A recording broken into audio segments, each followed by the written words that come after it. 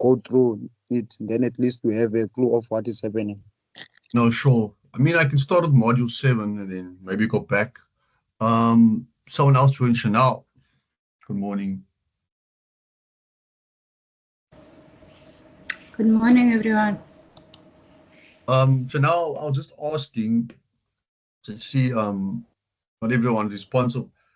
Have you went through module? Thing is, I was expecting some questions. So I think Kuma was mentioning I should probably start on module 7, which is part of the test, and then maybe we can look at module 3 and 4 later in terms of revision.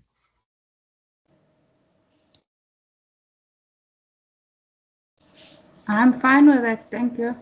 Okay, cool. So I think let's not waste time, and then I'll start with module 7, and then I will we can maybe just revert back to and we'll see how it goes. Okay, cool. So I'm just gonna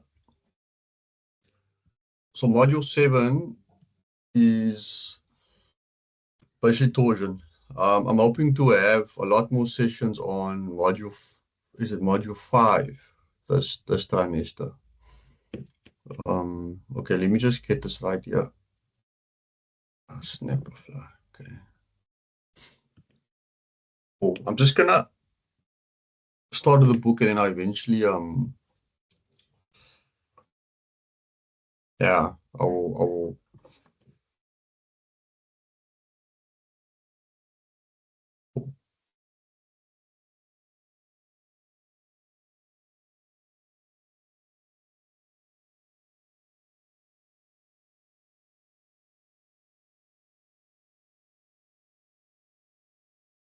all right.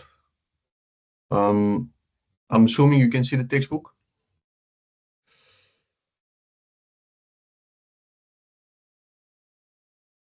Can you guys see it?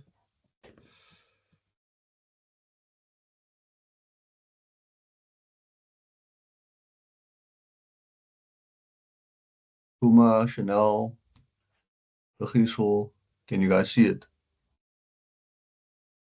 Yes, sir, we can see it. Okay, cool. Yeah, talk to me, guys.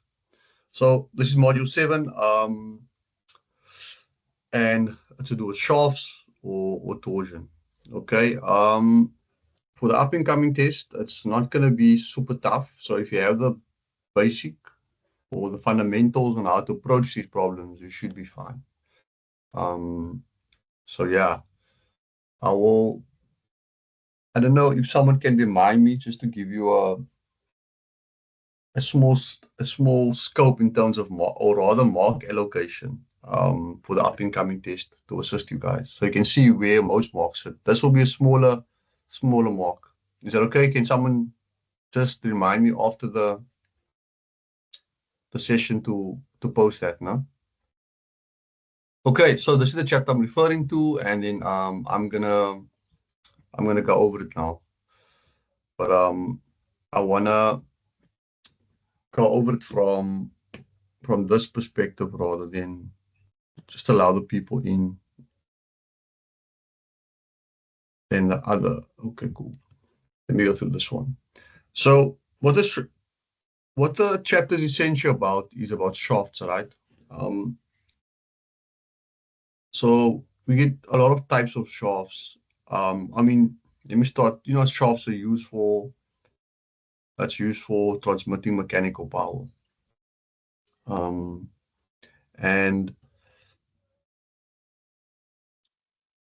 yeah, and on a shaft, we're obviously aware that we couple that to a motor, get some electrical power, you know, into the magnetic field. It does its thing and essentially turns the shaft. That turn or twisting of the shaft is called a torque, right? So that loading, torque, is the loading we'll be analyzing today. I want to go into this slide here, and if you have watched the videos, and I've probably mentioned once or twice, I hope that you can see that there are different types of mechanical loading, right? So we've looked at tension, we've looked at compression. There's also shear, and for the next chapter is torsion, and then eventually we'll look at bending.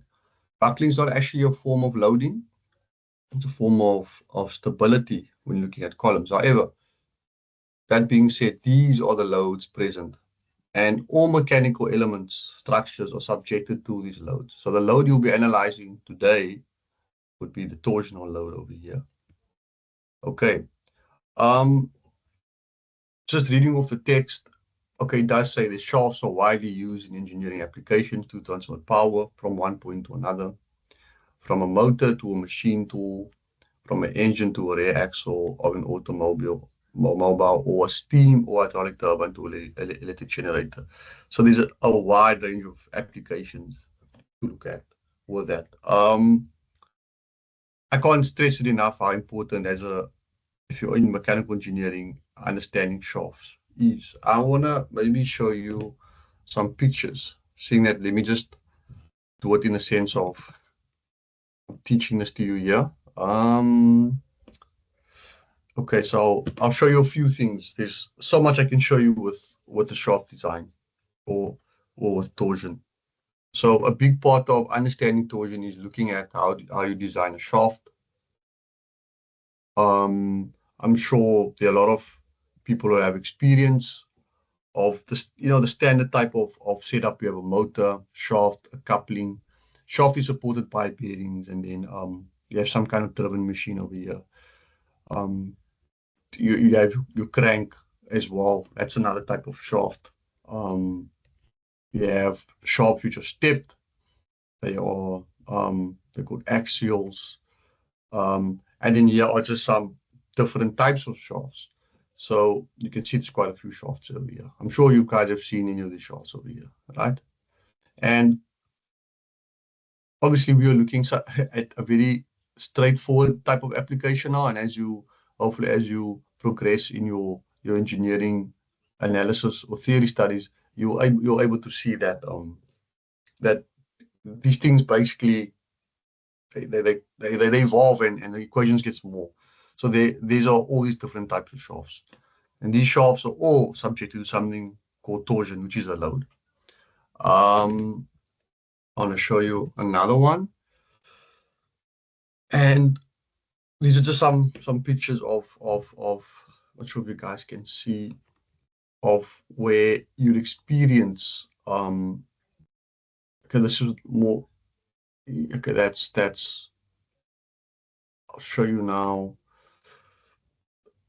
with the shafting things, but this is with bending and torsion. But there are so many types. I just want to get to, yeah, like if you on a ship, you've got a massive shaft attached to the propeller.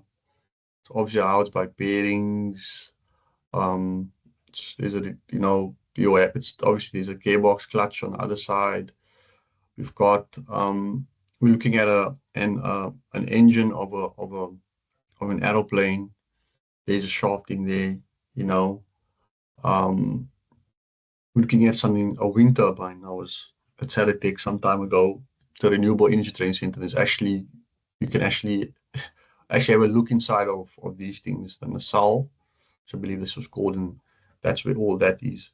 So shafts are all over for where you want to transport mechanical power. And obviously, it's all stock standard automotive, electric vehicles as well. There would be shafts all over. So the shafts, that's load subject to torsion. Okay, that's more of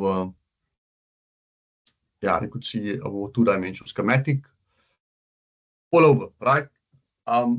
So where we moving is to, before a shaft gets installed, obviously with experience, people know the size, but this is like the starting point of analysis for designing a shaft. So let's look at that loading, right? Okay, cool. So the assumptions made for this is, there's a few of them there which I don't really want to go over. They are very important. But there's a few things we assume for the theory to work, right? And one of them is that the material is homogeneous, meaning it's the same throughout. The properties don't change. Isotropic. That actually means that homogeneous, meaning it's it's probably even, it's the mesh is distributed properly, and it's perfectly elastic, so that everything's within the elastic region. That talks to point number 2, which are the Base-Hooke's law and the stress limits within the limit of proportionality.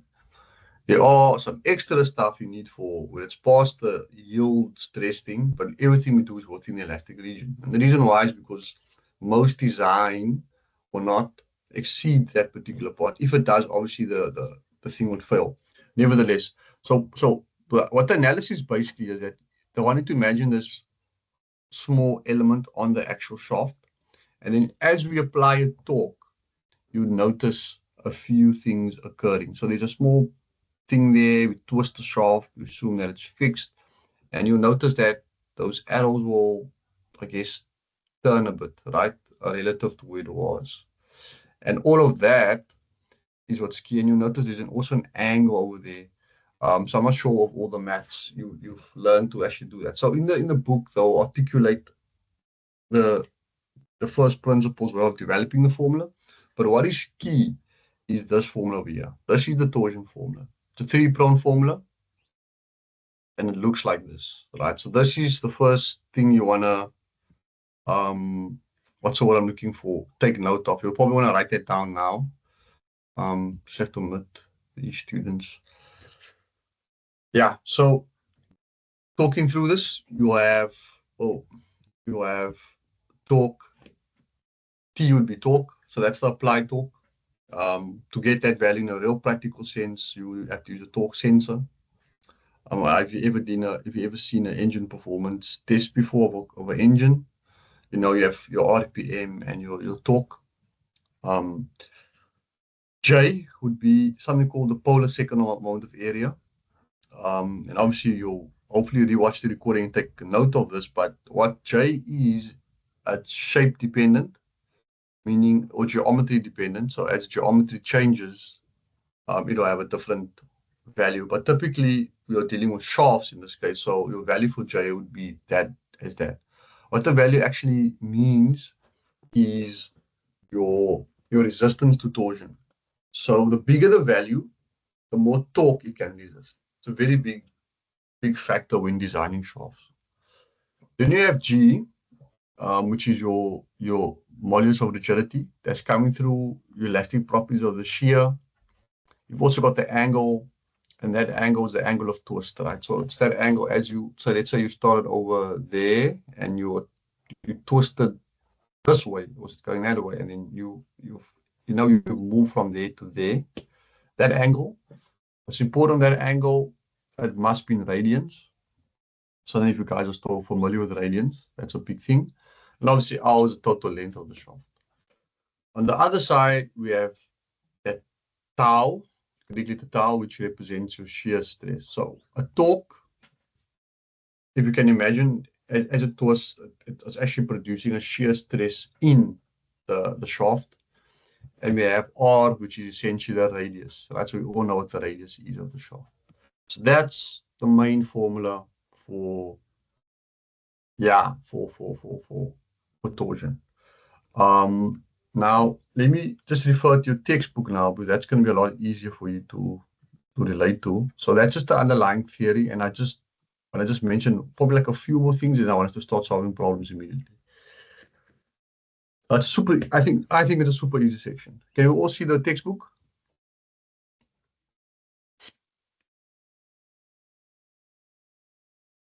Yes, sir. Okay, cool. Yeah. So that's the basic underlying theory. It's probably not too highly worth to go over, but this is again another important point here on the polar second amount of area. You notice there are some slight differences with the formula. That's for your solid shaft and your hollow shaft. Cool. We know your standard power formula as well, 2 pi nt over 60. Your formula for torque. What's important over here, I'll go over it, is your max torque related to your mean torque. A few things we'll talk about there. And that's the formula I was just referring to, which I just basically went over. So just taking it further, there are some things to remember. and it's based on that. So we don't typically use the whole formula. We'll use a combination of two parts of the formula. So the general combinations are the following. So when we have, why is it so blurry? And I'm zooming anyway. You have Tmax over J equals shear over R. That's for designing for strength purposes, which is more common. And then we have Tmax over J, and we equate that to G theta over L. That's for rigidity. This over here, we don't typically use. So it's basically for strength and for rigidity. Now, in designing for strength, when you put those equations together, you can use this approach, or when you reformulate it and simplify it, you actually get that formula over here. And that formula here is only for a solid shaft, right? You'll notice D cubed if you went over it. But I'll go over it now. Then it'll be augmented if you're working with a hollow shaft, and it'll look like that over there, right? So you're basically taking that formula, going through it, and I'll rework it for you. You'll see once I solve a problem. And it's also designing for rigidity as well. And you basically take the torque divided by second moment of area equals G theta times G times theta over L. Do the maths there. You get Tmax, and then again you have a similar thing that's for solid shafts, and then you have this one for hollow shafts. So that's what's up now. But let's quickly try and actually go through a problem. So the problems I'm going through is on the Google Classroom, and I'm going to start with. Should we do one in the textbook, huh? Let's see which one. I want to do one which covers some ground here. Let's do an exercise. Quickly see, decent one. Okay, I'll do activity 7.2. Are we all on the same page there? Can we do this one? Yeah. So I'm gonna just prepare my OneNote now. Then we're gonna solve it. And guys, if you have any questions, just ask, man. If you're unsure of anything, don't be quiet. Just say, sir, I'm not getting that. I'll go over it. So I can make sure that you guys are understanding. I'm pasting the question. Cool. So we'll do this one. Yeah. And if you, just please ask. Let me just quickly stop, and then I'll share the OneNote. Cool. Can you guys see the OneNote? Yes, sir. Okay, cool. Let's start unpacking. All right, so here we have a solid shaft. It must transmit 200 kilowatts at 120 revs per minute. Right, is that a petrol or diesel engine? What do you think? The length is 7 meters. The maximum allowable shear stress is 80. The maximum torque is 25% more than the mean torque. Calculate. Right. So keywords over here is solid shaft. Right. So solid shaft, you'll then know. So let me just find my N5 formulas. That's very important. You'll then have to know which formulas to basically, I don't like to say formulas to use, but I'll show you the formula sheet now so you can actually see what I mean.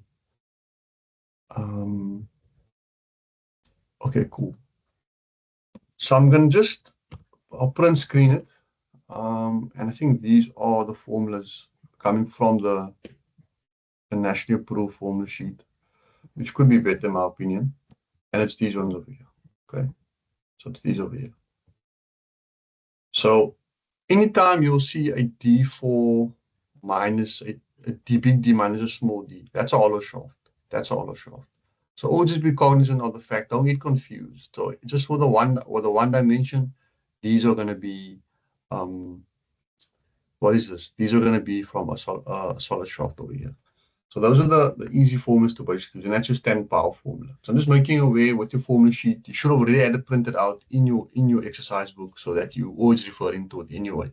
but I'm just making it aware. You can always come back to it again. So let's quickly try and tackle this one. So what we want to do is write down a formula. So it's torque over J, right? Which is shear over R equals G theta over L. So the way you want to use this formula, you want to look at what they give you, right? So then you can actually see, okay, what in the formula do I have? So I can actually manipulate it. So in this case, obviously we want to have, we need a torque, that's kind of standard. We have a shear stress, that's great. And then we have J. But if you, I don't think you would remember, but anyway, J would be pi over 32 d to the power 4, I believe, right? So we know there's a d, there's a r. So therefore this combination, right, would seem the best in order to solve. So that's T over J equals shear over R, right?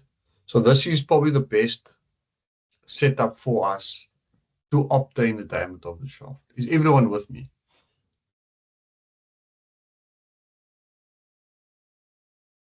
Are we all on the same page?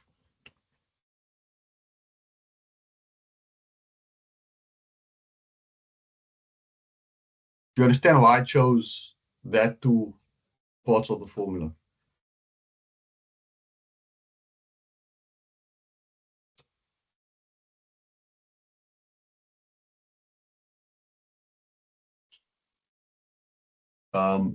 Hello?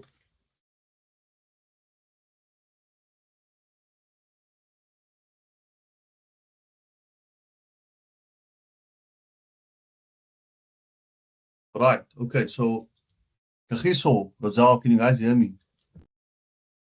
I'm not seeing anything. What?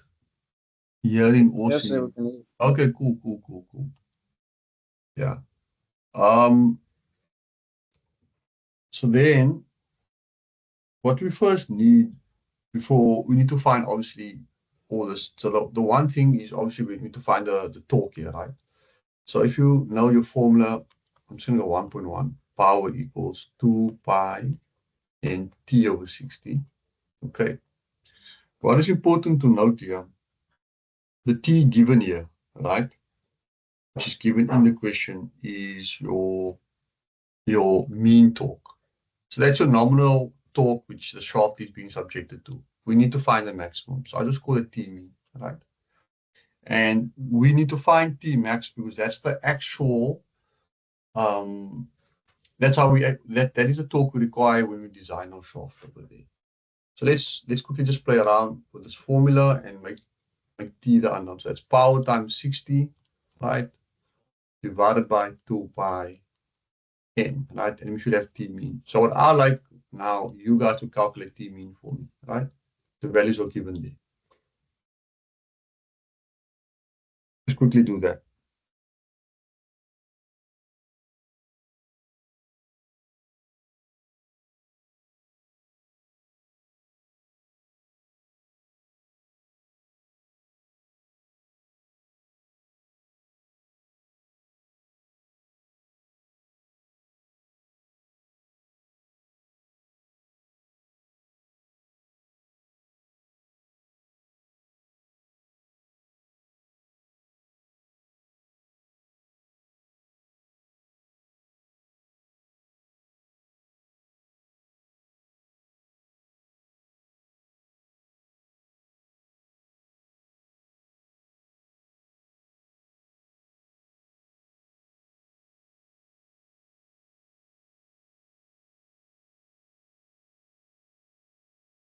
All right, guys, can I get T mean, please? Kagiso, Razal, Cleo, and who else is here? Eden, second right, or Aiden, Puma, yes, Chanel.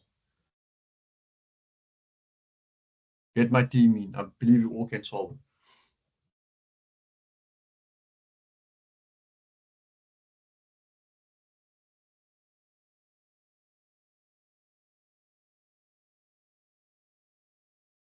$15.91 Okay, kilo,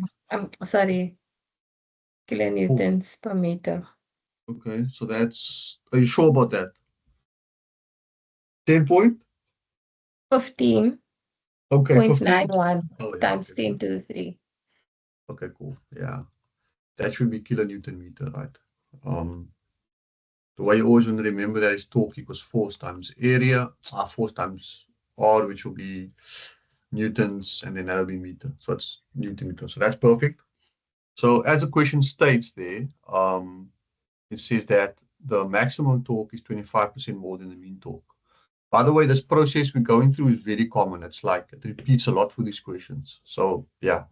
So the maximum torque is 25% more than the mean torque. So what it means is that this value we have to increase by 25%. So the one way you can do it is you can have it like this, say T max equals T mean, then obviously plus T mean times 0.25. I hope everyone can understand that.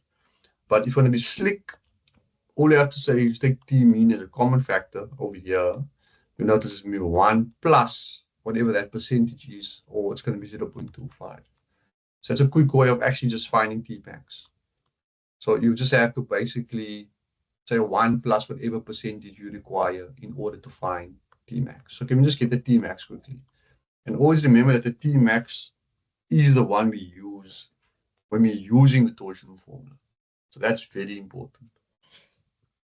We always have to use T max there. So that should be obviously a higher value now. Let's see what we get. So that should be 15.9 clear got times the 1.25 in this case. That's a plus there. 19.894 kilonewtons per meter. Okay, 19.894. Cool. It's cool. So we got that value. So once that is done, what we need is to basically take that. Okay, yeah. So once that is done, let's just quickly revert here. So we will come back to T over J equals shear over R over here. Just looking at this, so we've got the T, right, which is the T max, or the torque over here in this case. We then look at shear, and our shear stress is given as 80 megapascals. This is coming from a defined table. So different materials have different shear stress values. So that's telling you it's like that's that type of material. It's 80 megapascals. We cannot exceed that. If we exceed that value, the shaft will break. And then obviously, okay, we have R and then J. This is obviously the things we need to work out. So one way we can have it is say, well, I just want to write it out like this quickly. So torque was 19.894. That's kilo. J in this case was pi over 32. And that's D to the power 4. My bad. Right. So that's the formula. That's only for a shaft, just to remember. Different sections have different ones, but we're doing shafts, so always remember that's always going to be the case. It's a pi over 32 right there. Okay. This is going to be equal to, so that's your shear stress in the material, that's 80 megapascals. And then that's going to be T over 2. I hope everyone agrees with me over here, because radius, yeah. We just got to simplify the math. That's really easy. I'll multiply. We call it cross multiply, right? Like that. Then the other guy will go like. So wait. So let me times this here. And then, okay, it looks like this. So it's 19.894. Right? So we can say we divide by 80 on this side. It is, what do they call it? Cross multiply. And then over here, that goes there, and then that goes on top. So it's pi over 32 D4 divided by T over 2.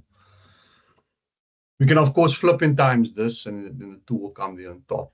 I'm not sure if everyone's comfortable with that. So this will change, and the 2 will basically go over here, and then we basically left with the T over here. So I'm not sure if you put that type of math. So what I'd like now is, can I get the left-hand side of the equation?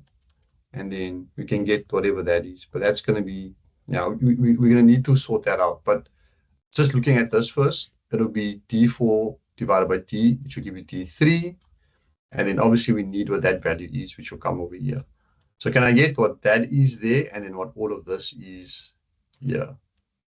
So that there, that there. You guys can give that to me.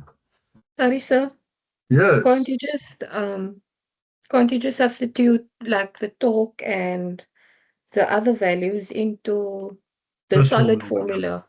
That one there. Yes, and then we can do find that. D3. So is Yeah, it the we can same? do. It's exactly the same. I can show it to you. Okay. Yeah. So that over here is the same as what I'm doing over here. What I wanted to do was like go through this and then show you that you could have just done this in the first place. So this formula, or this formula is developed from this here. Yeah. So that's definitely correct. So you can just do that. If you guys are comfortable with this one, then you can just do this one over here. And then get your T cubed. I'm assuming you guys can do that on the calculator as well.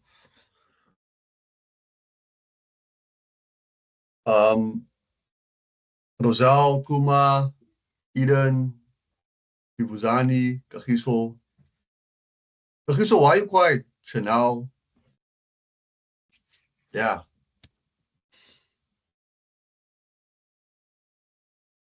Cool. Yeah, where am I now? Let's get that. Let's get that values.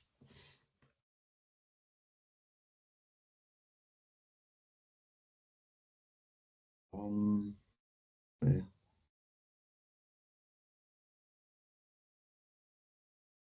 So I don't know if you want to do it either or. You guys can decide. Is it the right side next to D report? Yes. I'm Yes. getting 0.196. Okay, that's fine. And then on the left-hand side.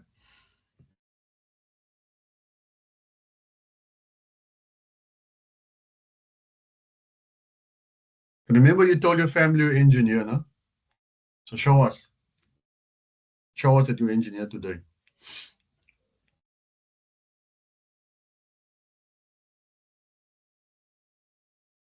I'm looking for.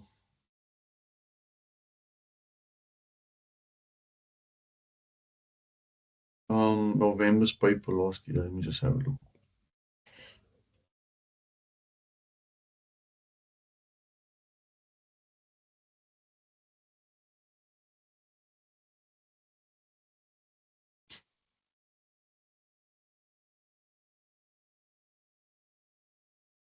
Yeah,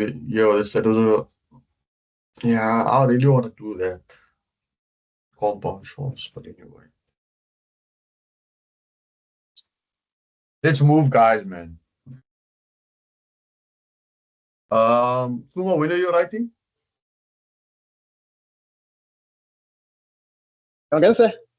When are you writing? I'm writing which strength, sir. Of course. I'm writing on is it on Thursday? Thursday. Yo, you guys seem a bit. I'm not sure if it, I'm not sure if it's Thursday or Wednesday, but I think you're right. I feel like I'm gonna see you guys again here because people are sleeping. It's worrying me, man. I think people must be aware that, you know, let me not say anything. You have to be responsible for your own education, and you have to be pushing this thing, you know. That's all of us in the game. You need to be. 30 0.108 Okay. meters. Can you just say it again? D equals what? 108 meters. 108 meters. So that's one. Are you saying it's 180 millimeters? Is that correct? Yes, 108. Are you confident? 108, sir. 108. Oh, my bad. Yeah. My bad. Are you confident with the answer? 108. Okay, 1 0. Yes, sir. Okay, cool. She says she's confident. Can someone check? I don't think anyone's gonna check, huh? Hey, it's only raising.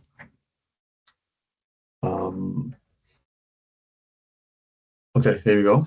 108 millimeters. Can anyone corroborate Ms. Corden's answer?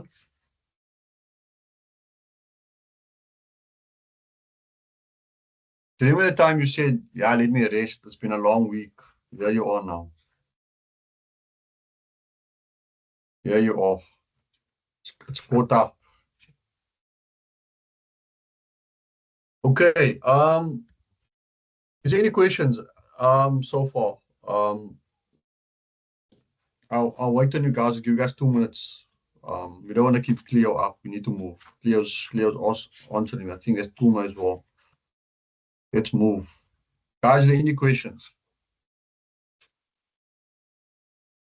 The test going to be difficult? Yes. Let me just say yes already. Make you anxious. Okay, are we all happy with 1.1? And someone just at least one student. I'm not sure. Okay, sir,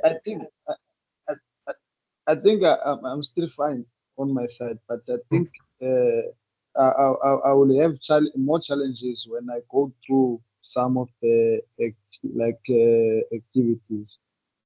Yeah. And then you should let me know, man. That's the point, you know. If you have challenges, then I'll go through it. Okay, that's fine. So that's 108. So let's quickly do 1.2. That's the angle of twist if your modulus of rigidity is 83. So again, you just come to this formula, right? You always use basically this formula. So you have G theta over L. Alternatively, you can also use this one, but this is like used if you have the angle. So in this case, oh, you're looking for the angle. So that's perfect, right? So that's the one you want to use. So you can actually use this one. So this, let me just do it like this. This T over J, G theta over L. Once you manipulate that formula and transpose, you end up with this formula anyway. You see there?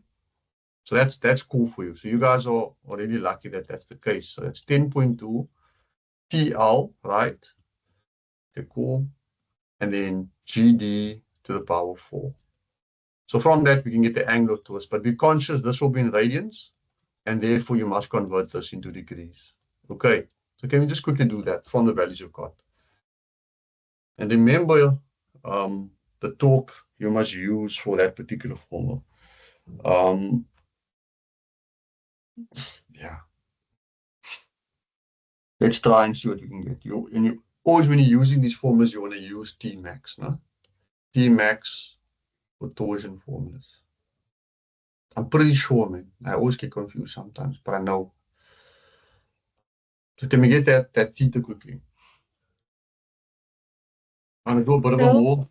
Yes. Once you've calculated theta, do you multiply it by 180 over pi? That's correct, man. Yes. Okay. Yeah. And then the other way around, if you want to go for, yeah.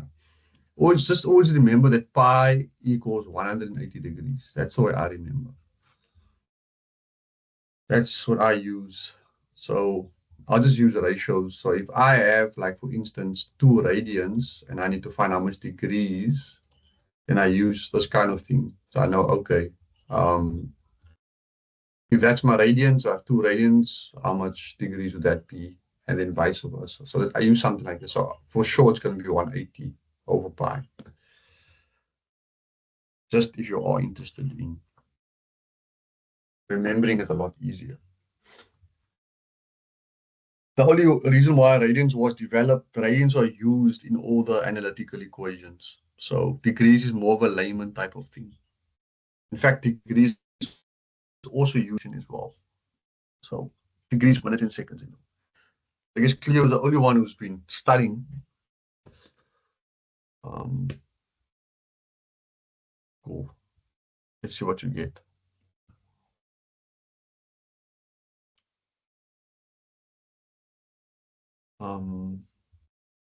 Now I wanted to do.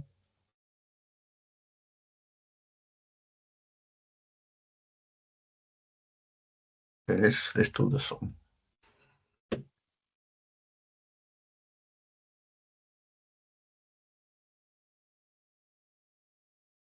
Just realizing something else now.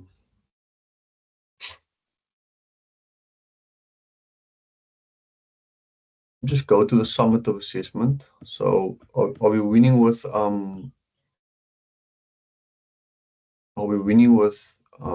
this question? 7.207 degrees. Yeah, that's perfect. Yeah, it's around 7.2. Can anyone corroborate Ms. Gordon's answer? 7.207, huh? Is that right? Yes, sir. Okay, cool. It should be around. Oh, wait. Just keep. Do you have the radians over there? 7.207 degrees. Should The be around. radians is 0.125. Yeah. Are you sure about your conversion? Here's my calculator. I'm sure, sir. Okay, let me check. Cleo,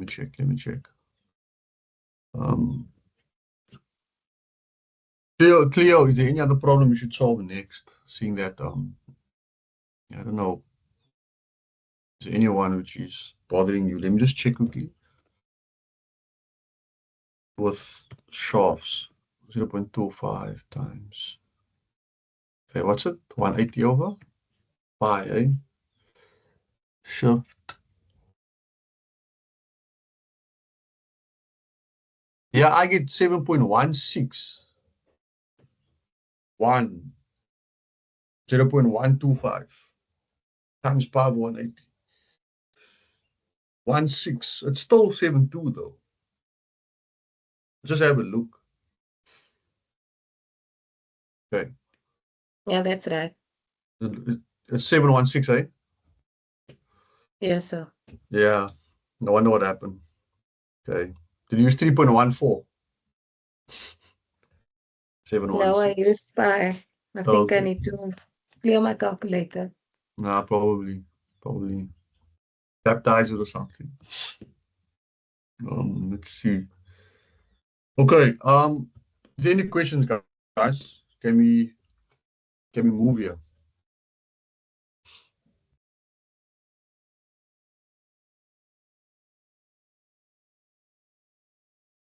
None. We're all ready for the test.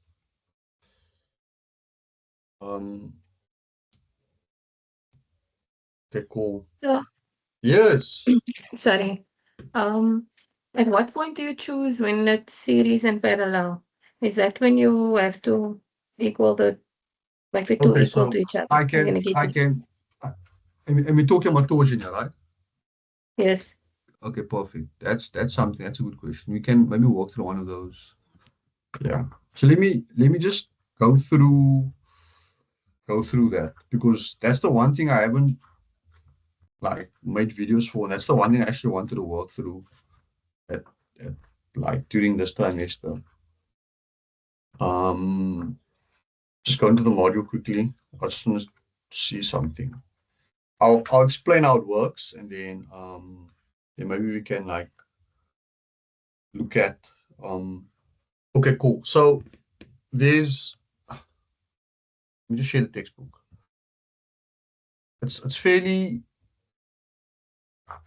yeah, it's fairly easy, because if you've done your previous setup in terms of the module 1, then is it module 2, and it's fairly easy to get it. So I'll quickly show you through the textbook, and then maybe we can work through one. Oh yeah, here we go. So can you guys see it?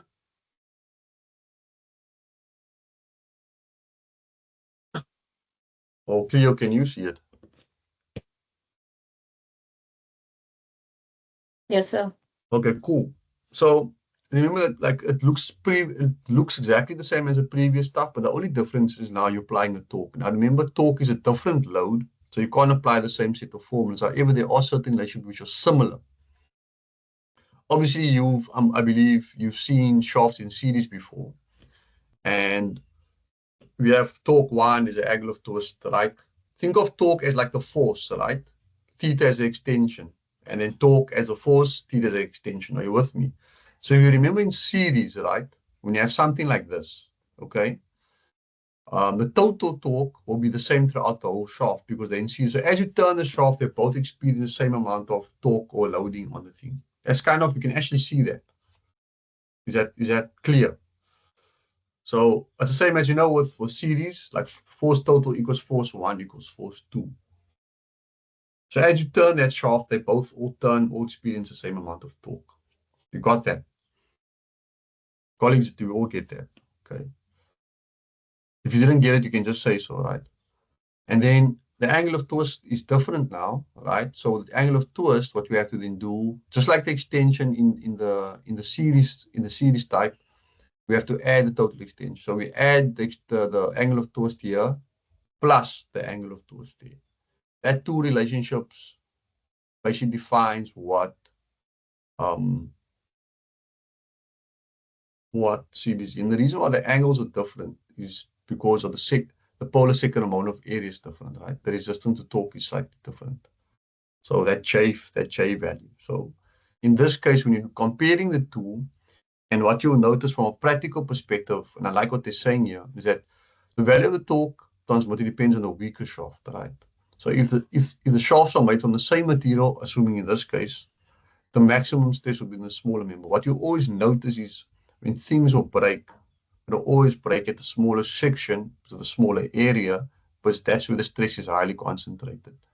So for us to improve it, perhaps we can change the material, make it bigger. So just always look where things break and always observe. When the area is smaller, or the materials but different, that's what's happening. So I hope you got that part of it right. Is there any questions with this piece at least?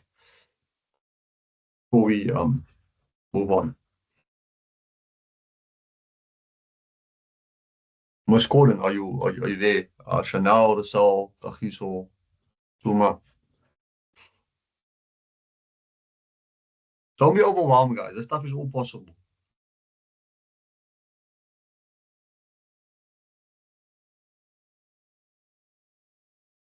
Rasal says yes. Cleo is not responding. Who else is there? And then moving on from that is the other case, and another case is basically shafts placed in parallel, and that works similar to the parallel arrangement, where imagine you'd have one shaft in another. Now I'm not sure where this happens. Maybe someone must educate me. Have I ever seen this? I can't recall of anything right now. But however, this one, the total torque, okay, will be distributed within each individual shaft or element. So that's 1 and that's 2. So total torque, just like your parallel as your thing, think of it as the force. It's T1 plus T2. So you remember the other one was like F1 plus F2 or what each one. And then on top of that, the angle of twist is just like the extension, the angle of twists are equal. So as you turn it, obviously they all experience the same angle of twist. So think of that as an extension.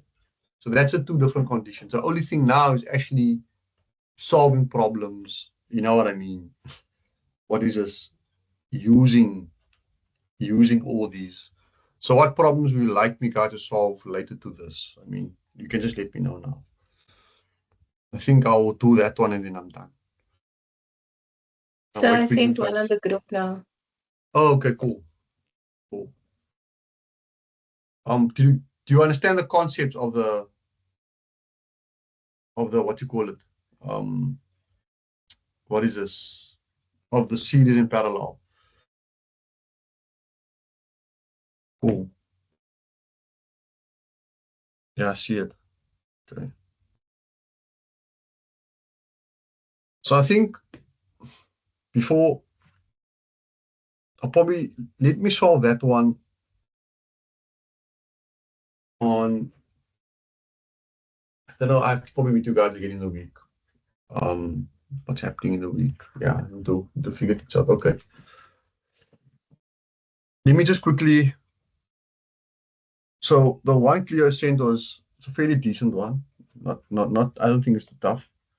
But it's you have two shafts over there, which is basically a series arrangement, but one is basically like a hollow shaft. So maybe we should actually, I wonder if I don't want to overwhelm everyone. That's the thing. Okay, let's try and solve. I'll use this one in the textbook over here first, and then maybe I can solve that next time. But like I said, this, luckily for you, for the up and coming test, you don't have to worry too much about these arrangements, but they are definitely prevalent. So let me solve this one, and then I'll solve that one maybe next time I see you, or that one and another one to do the test. So let me do this one. Okay, cool. The one in the textbook. Cool. Yeah. So I'll do this one over here. Show you now. I can do that one when I see you guys. I'm probably going to see you guys next week before you guys write again. It seems like it's a must. But please prepare questions. And then Cleo, just say, or Kumar, remind me to give you a quick scope after the done. Once I'm done with this. So I'm going to do this one. And the reason why we're doing this one is so that we are able to do one clear ascent on the group. All right. So here we have a compound shaft, and it's formed from a solid shaft made of steel and it's fitted into a bronze sleeve, right? So we have something like this. Okay, just so compound obviously tells you it's two shafts, right? And then they're saying the solid shaft made of steel is fitted into a bronze sleeve. Okay, we're not talking about any interference, fits, and contact stresses and things like that. So the bronze sleeve, maybe I can go with that over here. So it's this here, right? So that's a bronze sleeve. Is it a copper, zinc alloy? Can't remember now. And then obviously you have steel in the middle. Okay. Let's make that like that. So I believe the next one we're gonna probably solve is the one clear ascent. And then I'll look at module 3 and 4 as well. So let's quickly do this one. Again, when it looks like that, so if you can imagine there's a torque applied on this thing like this, okay, and from what I can see, the torque will be distributed, right? Just like remember I said 2 parallels, so torque total will be equal to torque 1 plus torque 2.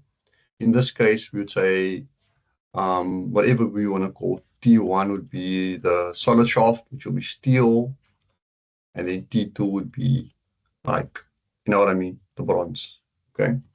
We also know that the angle of torque will be the same. Okay. Well, I think you all get that's going to be 1, that's going to be 2. That's where we want to start with, right? Okay. Now,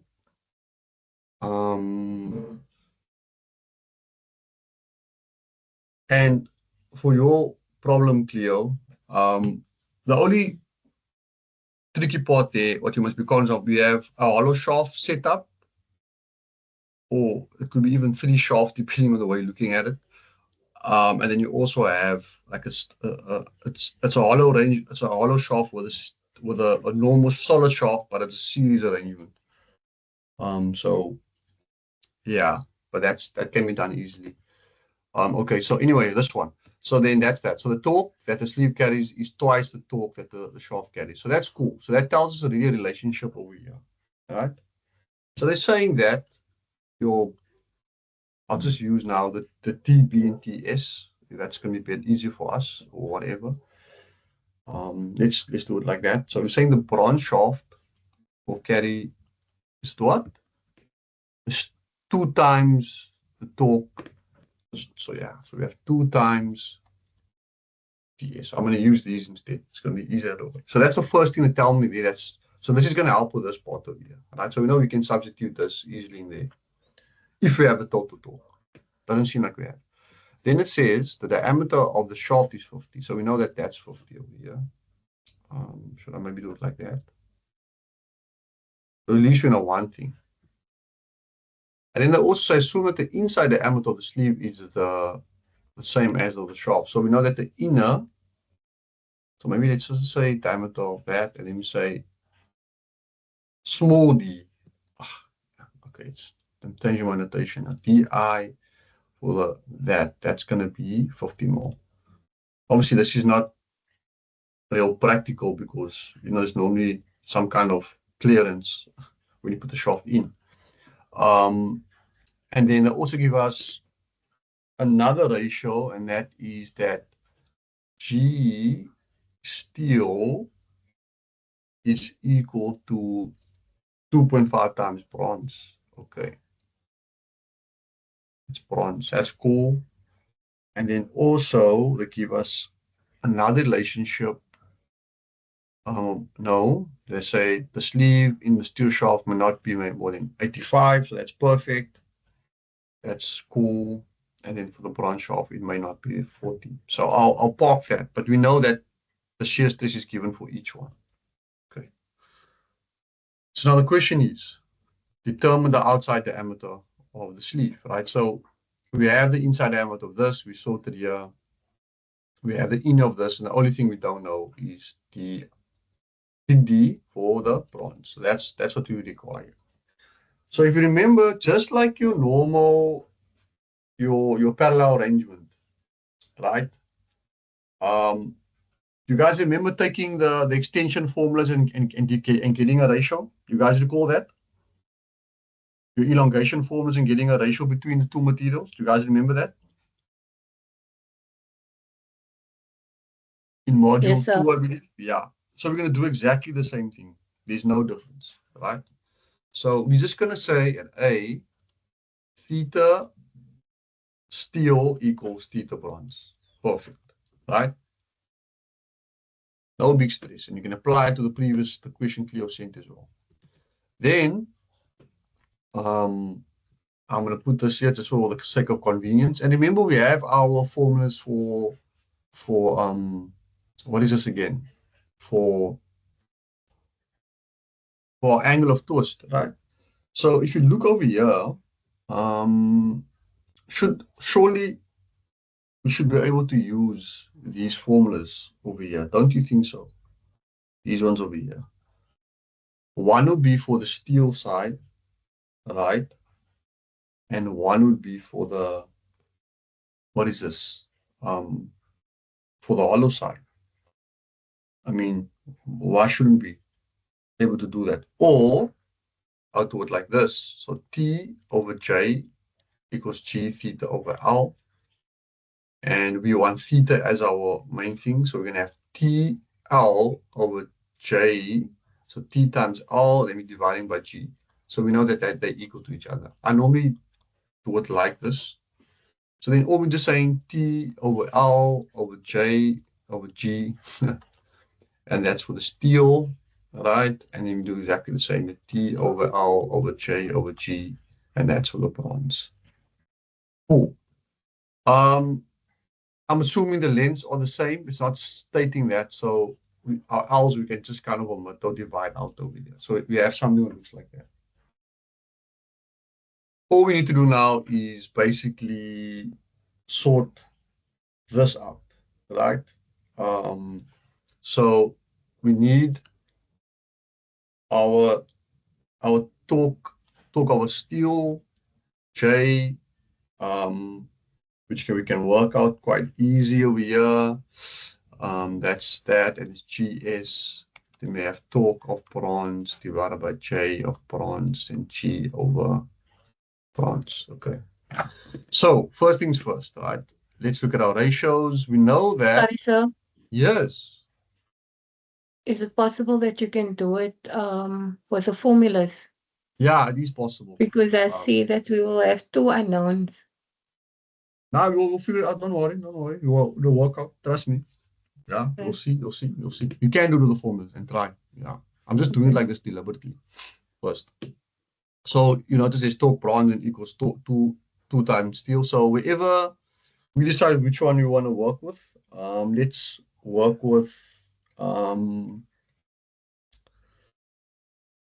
Torx steel, right? Or doesn't make a difference because they'll divide out at the end of the day. So we just have to change. So this would be steel. Let's just change the bronze into steel. So we know it'll be 2 times, right? So this would be TS, JS, GS. There will be 2 unknowns, but we'll be all right. Don't worry. So this is 2 times. What is Torx steel again? Or bronze would be 2 times steel. There we go. So JB. Yeah, it's just really mathematical in the start, but don't worry, we're going to be sorted. So, right, so then I'm using that relationship to replace the torque of the bronze. Again, this will be divided out easy. That TS and TS is gone. We already have, that means we still have a few unknowns, but we're going to get rid of the G's now. So then we're going to do, to get rid of one of them, like we probably want to get rid of GS now. So GS is equal to 2.5 times GB, right? Which is your agility. So it's TS, JS, and that's 2.5 times GB. It seems overwhelming, but it's really not. That's a process of analysis, taking a problem, breaking it down, and then, yeah, and then just going through it. So there, right, that's quite simple. So all we're left with now, if you look at it, and just agree with me, if I divide both sides by TS, right, TS over here, that's gone, that's gone, that's gone, that's gone, right? Are we all content with that? So I'll be left with 1 over JS, 2.5 GB, and I'm left with 2 over JB times GB. Are we all happy with that? Can we all see that? Yes or no? I'm dividing both sides by TS. That's all. Ms. Gordon, required now. Yes, I'm following. Okay, cool. And then to get rid of GB, we just times by GB, sorry. So like, yeah, this is one way of doing it, right? So we times both sides, what you do on the one side, do on the other side, that goes. And all you're basically left with is 1 over, what is it again? 1 over JS, 1 over. So it looks like that. JS, oh, sorry, my bad. 1 over 2.5 JS, yes. And then you're left with 2 over JB. And if you recall, for JS, for a solid shaft is pi over 32, d to the power 4. And for a hollow shaft, it's pi over 32, big D4 minus small d4. What is perfect here is that for a solid shaft, it's given as 50 mole, right? So we know that's 50 mole there. And we know the inner shaft of that should be, that's 50. And our only unknown will be this over here. So over here, we're going to say 1 over 2.5 times pi over 32. And then here, you're going to put in, what's the diameter again? It's 50 mole, as mentioned there. So that's 0.05 to the power 4. And then we have 2. And then we can cook this guy later. Let's leave him last, and then we can easily solve for D. So can I just quickly get what JB is? So obviously to find JB, it's just going to be, you can either cross multiply, but it's going to be, I'll just do it like this. So it's 2 times 2.5, just that on that, times pi over 32, 0.054. Yeah. And let's get JB. Once we have JB, which is basically the hollow shaft, then we just use that formula to find D4, and then we sort it. Not tough. And once you have that big D, everything opens up, and then we solve the problem. Yeah. So can I get that JB quickly? 651.898 times 10 to the power 3. 651 times, 651.898. yeah. Oh, my bad. 651. Oh, just wait, just give me a second. Yeah, 651.98, right? 898 898. times 10 to the power 3. Okay, 898. Are you sure it's 3? 898. Yes, sir. Okay, cool. Meters 4. Once that is done, that's basically the hollow shaft. So remember, bronze sleeve, as we call it, is the hollow shaft. We're just going to make it equal to that formula over there. So then that's going to be 651.898 times 10 to the negative 3 equals pi over 32. And then that's going to be big D4. And remember, they said it's not in reality that it's the same size. Yeah, it might be a 50.05 or something. But that's 50 more. It's the same, always a statement. They assume that the inside diameter of the sleeve is the same as the diameter of the shaft. And so that's 0.05 over like that. 4. And in that case, we just gotta say 651.898 times 10 power negative 3. So it's not negative 3. What was it? Negative 6. No, just 3. Power 3. Yes, sir. And it can't be power 3. Remember, that's a big number. It's never, it should be negative 6 or negative 9. Just check that out. I'll do it again. Yeah. Sir? I'll do it Sir? now. Yes. I got 3.068 times 10 to the power minus 6. Okay, yeah, that could be right. So it's 2 times 2.5 times. Pi over 32 times 0.05. I'm checking it now. I don't know. I'm checking it as well. I got Yeah, that it one should. also. Yeah, it should be negative 6. Answer. Okay. Power 4. And then I'll say equal. Yeah, you should get 3.067, right? Score down. Yes, I got Yes, sir. Yeah. There we go. What do you type in your calculator? I'm doing it here. So it's 3.06. You That's guys right, wait. sir. I must the 2. Okay, yeah. You guys just all wake up now. Or the Clio motivate you to wake up. 796. Okay. I'm being very verbose here. You can, of course, reduce your decimals. So, nevertheless, you take that 3.09796 times 10 to the negative 6. Then you want to solve, obviously, this equation. So I'm going to just do that quickly. So we can move on because, yeah, time. Because times 32, you're going to have to divide by pi over here. Okay. And then we're going to say minus or plus 0.054. So that comes over after we've done that. So times 32, and then we left with t to the power 4. I believe you all can root to the power 4. So can we just get the t, the big D? Hope you can see it's not too tough. It's really not. Everything is not tough. It's just a matter of repetitions, right? The more reps you put in, the easier the stuff becomes. If I can do it, I'm sure you can do it, but you just got to put in the time. I think when we come back, we might solve that problem of Clio. I'd like to solve it. Sorry, sir. Yes. I got 37.5 times 10 to the power minus 6. Is that your? That's correct. Okay. The big D, no? Yes, sir. It's not Okay. yet. And then if you force root it, it's 0.078. Okay, I'm checking the book. I have the book next to me, yeah. I'm not sure what the answer is. I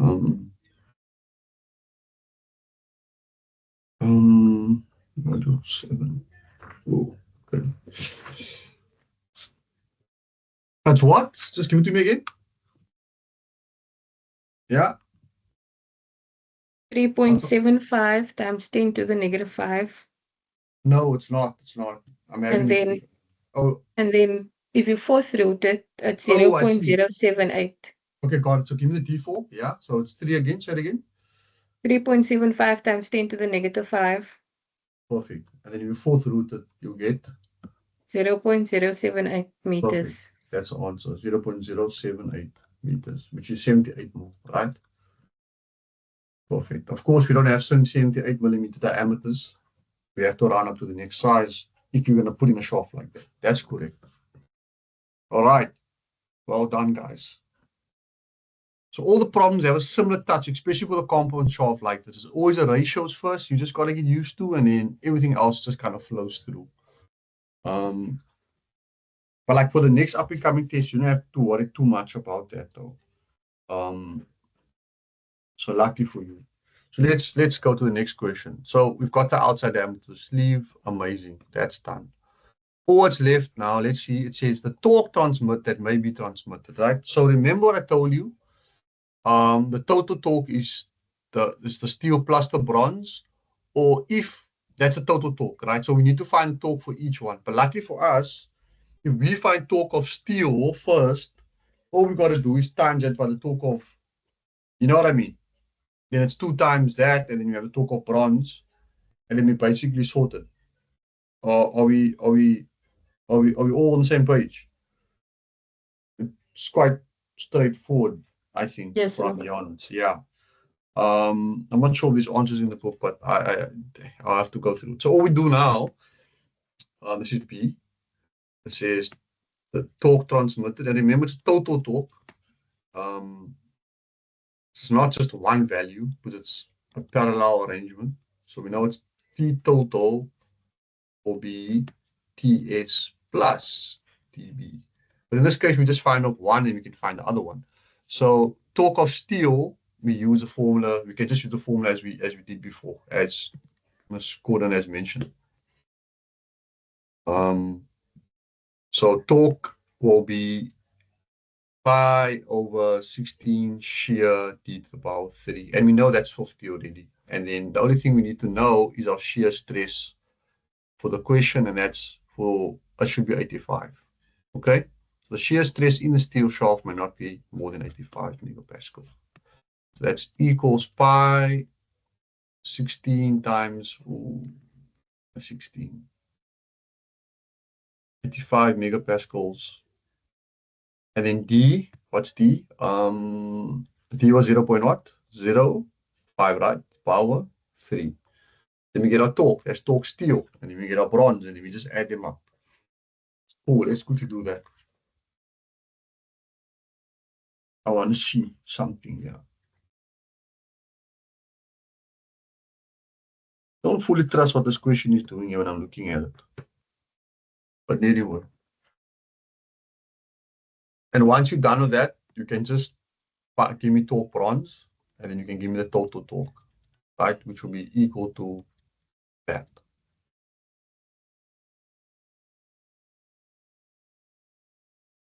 And Ms. Gordon, thank you for asking about these questions, because this is what I wanted to do last year.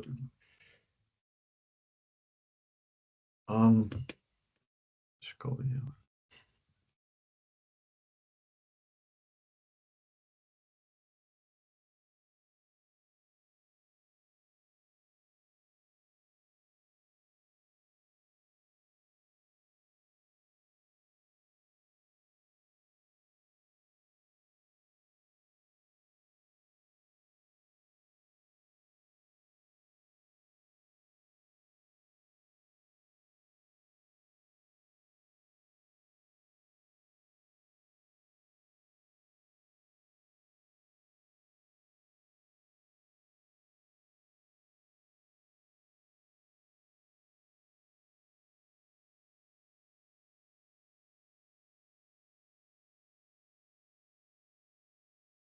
So I got 11.571 times 10 to the 3 Okay, for so torque total.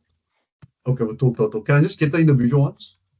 For torque solid, for torque steel, at Yeah. 7.74 Okay, times 10 to the power 3 I'm plus verifying with you. Torque solid Or just check your answer. How much you talk solid again? You talk steel? For Talk Steel, I got 7.7. Check it again. Sorry, sir, I got to 2086.213 Yeah.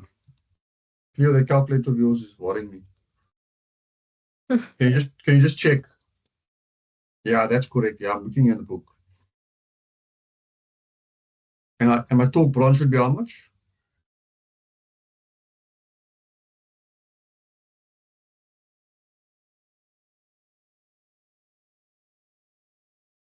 Now, this book is coming with a lot of nonsense here, but anyway, so this talk bronze should So what be, I yeah, Sorry, so what I did first was I calculated the Talk bronze and then I multiplied it by 2. let me have a look. Oh, So no. yeah. So you must divide it by half in that case. Are you with me? But there is an issue what I'm realizing. So I don't think you were actually wrong. Remember, you must divide it by 2. The talk bronze is to get steel. Not time. It's the other way. Sorry. Yeah. But there is some problems I'm having with the question. This question was created without proper thinking. I can tell you now, it's when I'm looking at the textbook, it's not. But anyway, so what is my talk bronze here? If I times that by 2, I should get 4,000 something, right? Isn't it divide, sir? Are we not dividing to get the bronze? No. 2 times steel is bronze. Oh, okay. Am I right? Yes, sir. Yeah. There we go. Okay, let's quickly do that. That's 4,000 something. Yeah. Now this question is a problem with it. There should be 2 correct answers here. You can't be marked wrong. I'm looking at the textbook and what they're saying is not fully true. But anyway, It's 4,172.4, sir. okay, perfect, right? And then all we basically have to do is just add them up and then we'll get the total talk. Now, there is something the book does, which I'm not happy with. It doesn't make a lot of sense to me. So I'm very conscious of that. If you add it up, sir, 6,258.6. Yeah, 6,258.6. Okay. That's what I got, sir. Yeah, so this answer's right. You notice the book will do something different, and they're basing that on if you were to work out the bronze first and then work the other way, you should get an answer. But this answer is totally acceptable. You cannot be marked wrong. The analysis is correct. But if you have a look at the book, they have a different answer because they found out that talk bronze is that. But the thing is, what I know is that when they set this question up, they weren't aware of the relationship they put up. So this is perfectly right. You need not worry too much. If you work on bronze, you might get a slightly different answer, but they're all within the range of 5, 8 till 6,000 something, which is perfectly fine. Cool. And then the last part, I get their logic, but I'm not fully happy with it, man. The power transmitter, the compound shaft rotates at 1,400, and that's going to be fairly easy. We're just going to say power equals 2 pi in total divided by 60. So let's quickly get that. I'm going to show you the so-called logic, which I'm not fully happy with.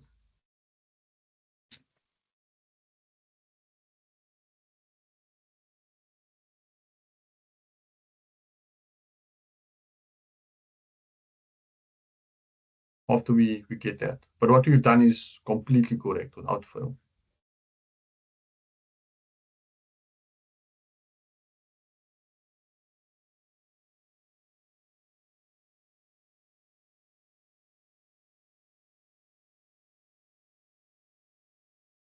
Okay. Check something here.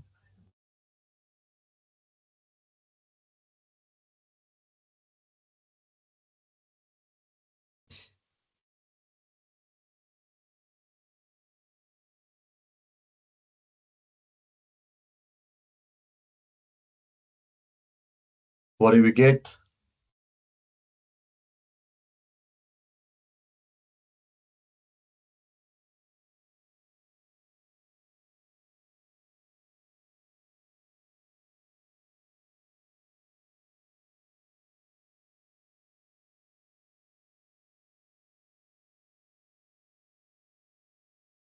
What's my power, guys?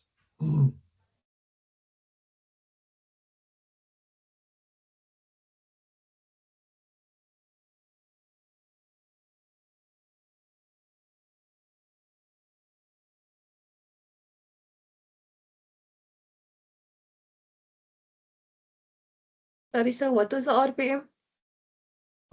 Yeah, my bad. It was 1,440. Guys, how do we measure RPM? What tool do we use? Does anyone know?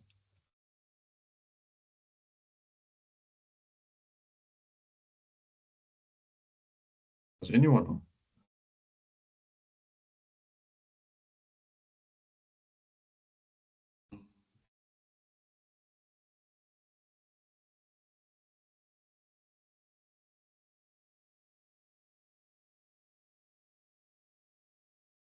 What was your question, sir? How do we measure RPM? Oh, with the tachometer. Oh, of course. Yes, there we go. You should know to ask for help now. Yeah. And I don't know what power you'd get here, but I will. Rizal, you've been quiet now. Not sure what. Sorry, So- sir. For that answer, I got 943.77 to the power 10 to the power 3. I'm not sure if I'm correct. Yeah, what's it? 943. Yes, sir. Point what? Just give me two decimal places there. You went away. Yeah. 775 times 10 to the Okay. power 3. So kilowatts, right? That's fine. Okay. So I just want to show you something which the book states here. And then we can close off. So yeah, like I said, for the up and coming test, you don't have to worry about compound shafts, but for sure, certainly in the final, they tend to appear. Okay, cool. So what they've done here, right? They find the torque of using the steel and the bronze, right? What should have been fine is that what's supposed to add them up and get a value, right? That's perfectly fine. Then they're going here. The question states that its torque is 2 times steel, which is greater than that. So they're saying that this is not possible. Then they say if you use the bronze and divide that by 2, and then you'll get that answer. So what they're saying, it cannot be that. So then they just say, okay, take the steel and then add it by that one. But what I'm telling you is that both answers are equally correct based on the analysis of the question. I would have done is take that torque and add it up, and then just found my power. They all should be like mathematically correct. That's because they didn't balance the ratios properly when they set up this question. So this, trying to make it work, this is what's happening here, is not entirely correct. So each of those are valid mathematically. What's important is your approach. So you have many approaches. You could have found bronze, went the other way, get the answer. But like I said, I know because they put up those ratios. But yeah, so don't be too worried about that. Okay, guys. I do recommend you can go over series as well, which is it's a lot more easier. I find they a lot more easier. But like for the up and coming test, do not worry too much. I assure you that that just ask me for the mark allocation so you can have an idea of where there's more fire where you must put in. I might give a small scope as well. And I don't know, I'd like to see you guys again before you guys write. So you guys will let me know. I'm not going to follow up, right? You let me know so I can support you.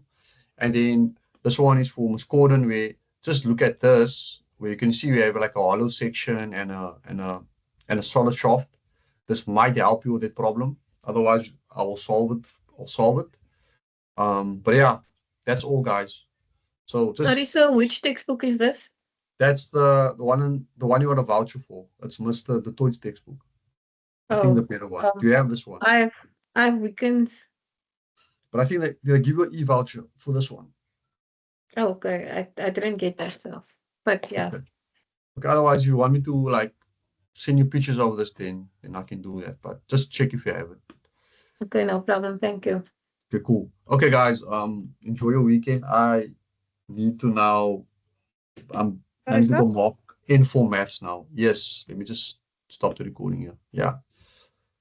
You Yes. said you're gonna give us the mark allocation for the test so we can prepare. Yeah, but I'll send it on WhatsApp so that you have it, man. That's what I mean. Like, so everyone Okay. can see instead of me saying it verbally.